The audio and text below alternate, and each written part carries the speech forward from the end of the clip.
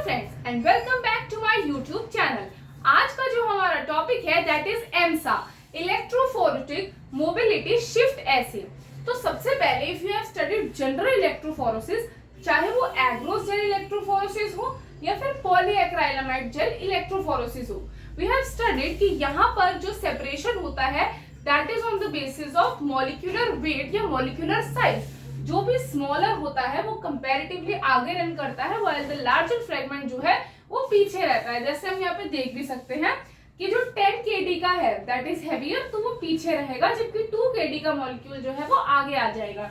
This was generally to check the quality of your DNA या फिर quality of protein, कि आपका वो डीएनए फ्रेगमेंट प्रेजेंट है या नहीं, प्रोटीन प्रेजेंट है या नहीं। नाउ एम्सा क्यों यूज करते हैं? तो द बेसिक रूल और the basic use is to study the DNA protein interaction, कि क्या एक पर्टिकुलर डीएनए प्रोटीन से इंटरेक्ट कर रहा है या नहीं। तो ये हम कैसे देखते हैं? वी नो दैट डीएनए का एक पर्टिकुलर वेट है, एक पर्टिकुलर मॉलिक्यूलर साइज है।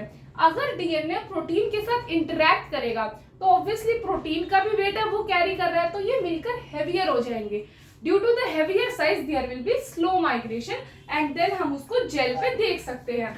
जैसे कि आप यहाँ पे देख रहे हैं कि जब डीएनए होता है तब तो उसका जो बैंड होता है वो नीचे आ रहा है, क्योंकि उसका जो साइज है वो एक स्मॉलर साइज है। जब डीएनए प्रोटीन के साथ है तो उसका साइज जो है वो बड़ा हो गया। आप देखते हैं मेथडोलॉजी, तो मेथडोलॉजी में क्या होता है, सबसे पहले जो आपका डबल स्ट्रैंडेड डीएनए है उसको आप एक प्रोब से लेबल करते हो। उसके बाद क्या करते हो, प्रोटीन ऑफ इंटरेस्ट लोगे।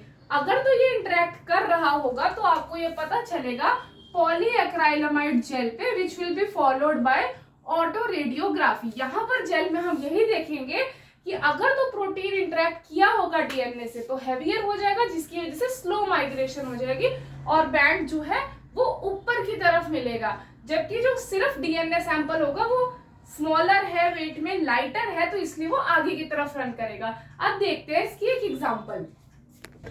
तो इसमें जैसे आप देख सकते हो ये एक जेल है, ठीक है। तो यहाँ पर हमने क्या करा है कि यहाँ पर आप देख सकते हो कुछ ऐसा जेल आपको आपके एग्जाम में मिलेगा और पूछेगा कि क्या आपका लाइक प्रोटीन से इंटरेक्शन है डीएनए का या नहीं। तो आप इसको कैसे एनालाइज करोगे? सबसे पहले हम यहाँ देखते हैं, यहाँ पर ना तो प्रोटीन ए लोड किया गया है ना ही बी, ठीक है। तो ये क्या है, एक तरीके से कंट्रोल है। यहाँ पर प्रोटीन ए है बट आपको कोई बैंड नहीं दिख रहा सिवाय डीएनए के, मतलब बी का कोई इंटरेक्शन नहीं है ए से। जब यहाँ पर आप देखोगे प्रोटीन बी इज देयर और यहाँ पे बैंड भी मिल रहा है आपको, ये कैरेक्टरिस्टिक डीएनए बैंड है और ये किस चीज का बैंड है, डीएनए और प्रोटीन इंटरेक्शन का। यानी कि जो सी है वो इंटरेक्ट कर रहा है प्रोटीन बी से। हमारी पहली फाइंडिंग। दूसरे में हम क्या देख सकते हैं, डी में आपने ए और बी दोनों डाले हैं एंड ये बैंड आपको अभी पता लग गया था कि बी का है, तो मतलब ये ए का होगा, तो this interacts with B as well as A. तो ये हमारी दूसरी फाइंडिंग है that D interacts with both protein A and B. तो इस तरीके से आप ये अगर ध्यान रखें कि अगर डीएनए जो होता है उसका कैरेक्टरिस्टिक बैंड जो है वो हमें नीचे मिलेगा, व्हाइल जब वो प्रोटीन से इंटरेक्ट करेगा इट विल गेट हैवियर, जिसकी वजह से शिफ्ट देखा जाता है कि वो क्या हो जाता है, हैवियर, और वो स्लो माइग्रेशन शो करता है। तो आप इसके क्वेश्चंस आसानी से सॉल्व कर पाएंगे। I hope you do like this video. Please do subscribe to our channel and follow for more such videos. Also do comment अगर आपको किसी और methodology की वीडियो चाहिए। Thank you very much.